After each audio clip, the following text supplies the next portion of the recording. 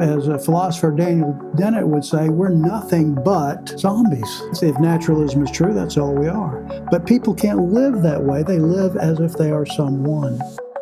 This might scald your apple butter, as my mother would say. Every person lives as if the Judeo-Christian worldview is true. Years ago, Stephen Hawking gave a lecture to a sold-out audience. After a long lecture, he finally summarized it to this: we are determined. In other words, we have no free will. But then he said this: but since we don't know what is determined, we might as well live as if we do have free will. It seems to support my point here that every person lives as if the Judeo-Christian worldview is real, that we are persons.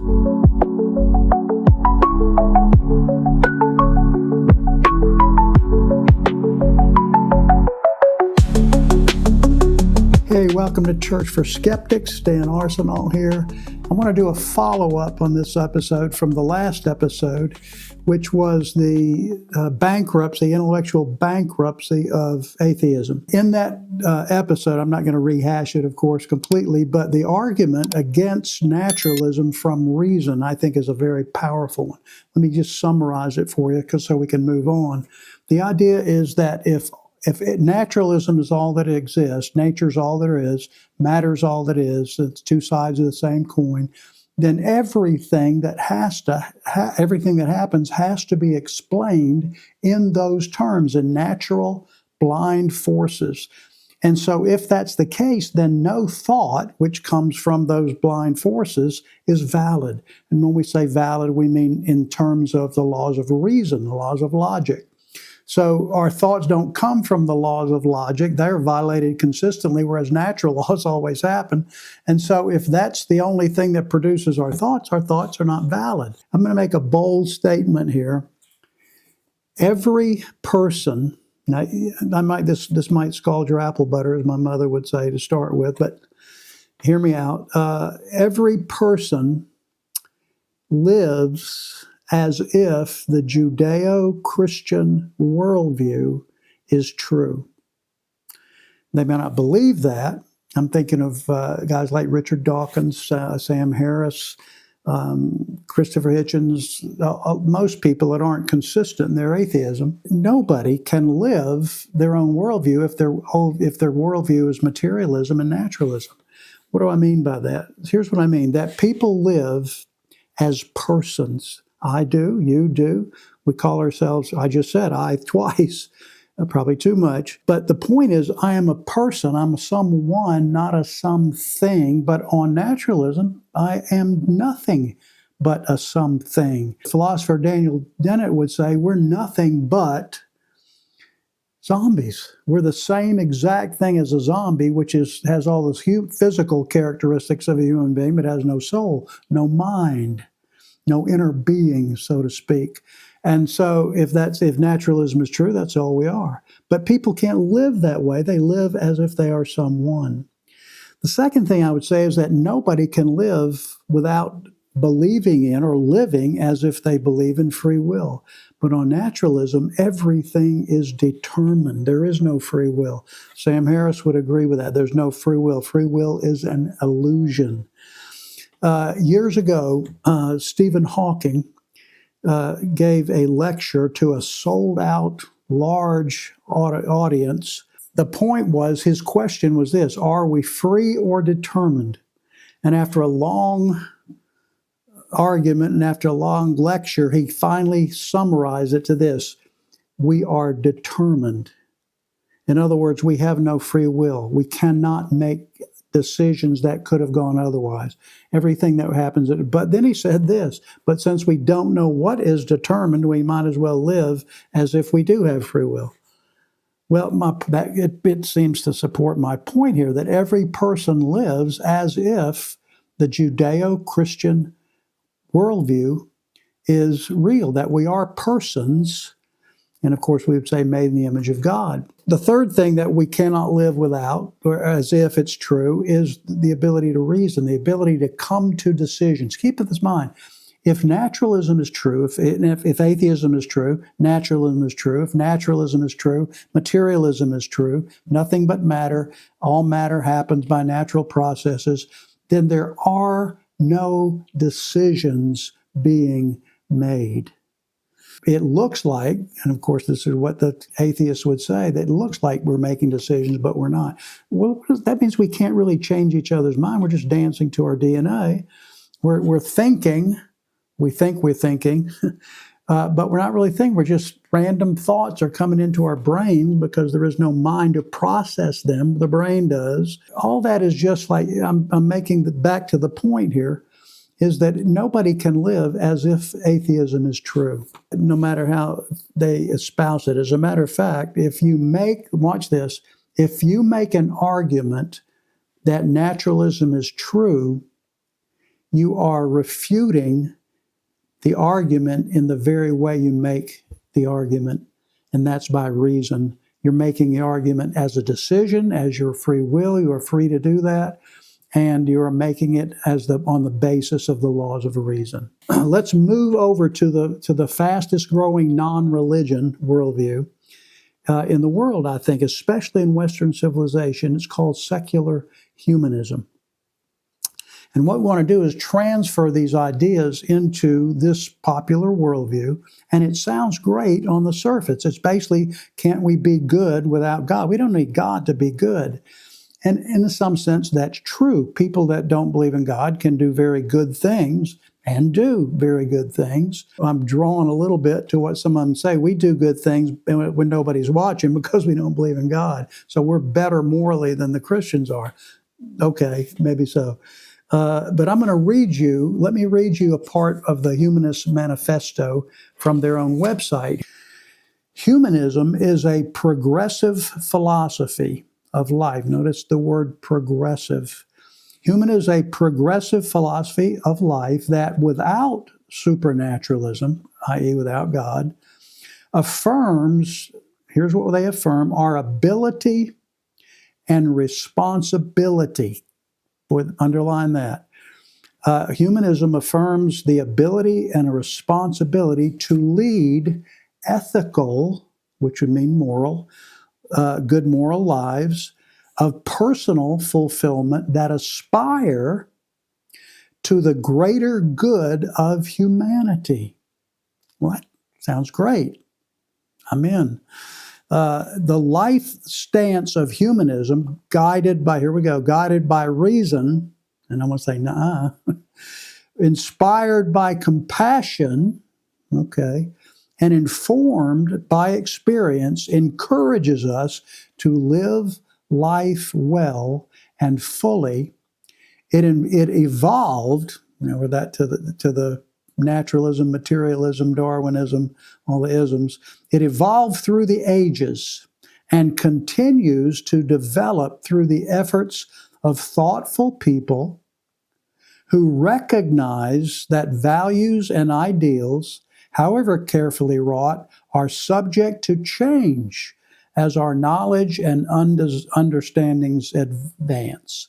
So that's the whole idea of progressive. Let me read you one more quote here. This is from the Young Atheist Handbook. Despite not believing in God and not believing in an afterlife where I might be rewarded or punished by my behavior, I try to be a good person. That's the most any of us can do. To be self-refuting, parenthetically here, to be self-refuting is the worst kind of being incorrect. And that, of course, that comes from the laws of reason, the laws of logic, and there are basically three of them: the law of identity, the law of non-contradiction, the law of the excluded middle. Let me tell you what I mean by self-refuting. Number one, by definition. If I say I don't speak a word of English, by actually doing that, I am refuting myself because I just did what I said can't do. How about this one? No, there is no sentence that lasts longer than 3 words. And you can see that's self-refuting. That's obvious. The second way we can be self-refuting is it's called a non sequitur, which means that your conclusion doesn't follow your premises. You say, and that's how we use logic. If A is true, then A is true, therefore B. But if the conclusion doesn't line up with their premises, that's a non sequitur, it's self-refuting.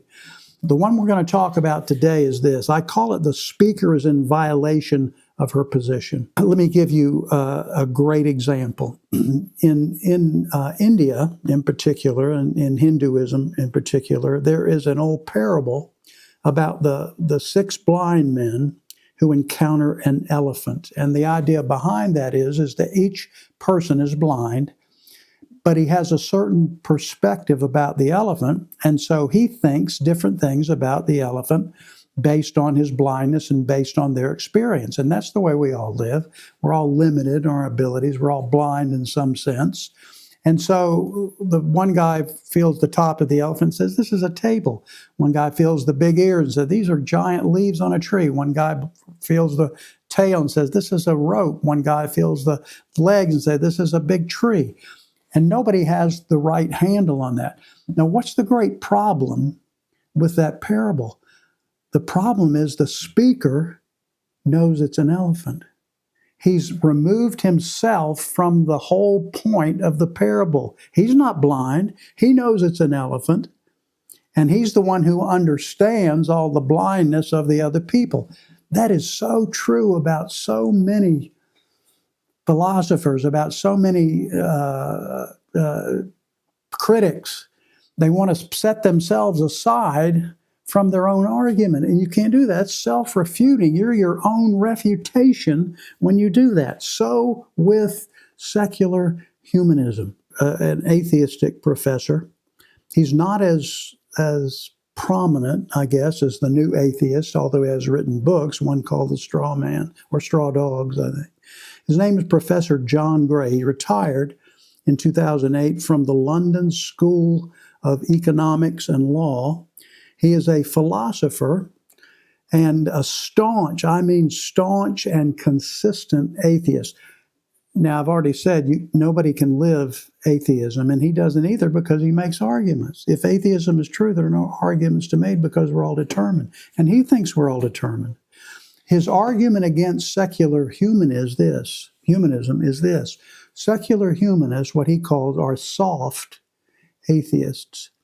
Now, here's what he says against that. If, on the one hand, they believe that evolution is true, that we are just evolved by chance, that nothing exists except matter, that there is no supernatural, there are no metaphysics, everything happens naturally in material terms.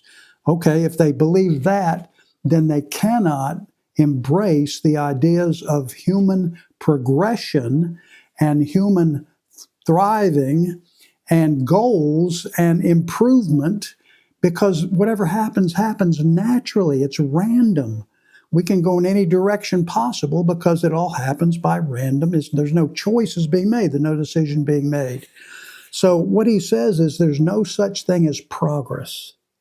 And so when secular humanists embrace the idea that we can make moral progress, here's what he says. They are borrowing from the Christian worldview to do it.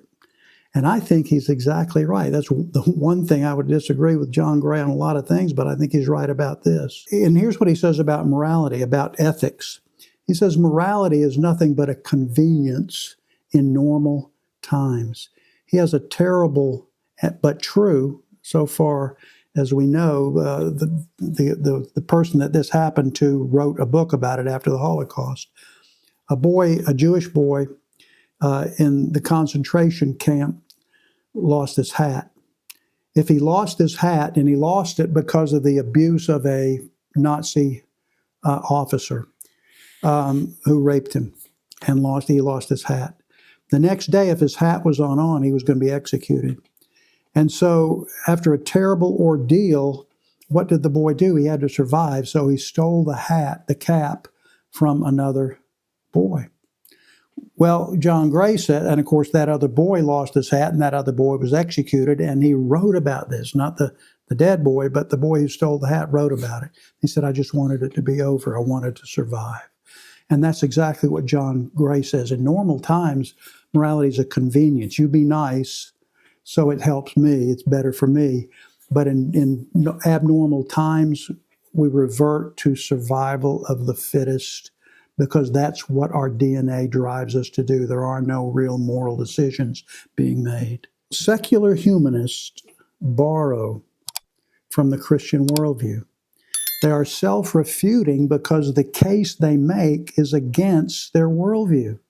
They're making a case that humans can make the world a better place. I agree with that. But not on naturalistic terms because there are no decisions to make in naturalistic terms.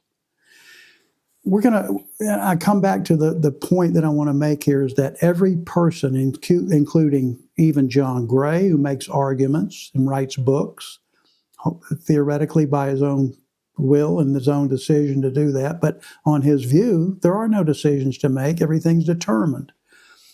The same with secular humanism. The same with Sam Harris. Every person, you cannot live without being a human being. That's the point of all of this, is that because we are human beings made in the image of God, we cannot live otherwise.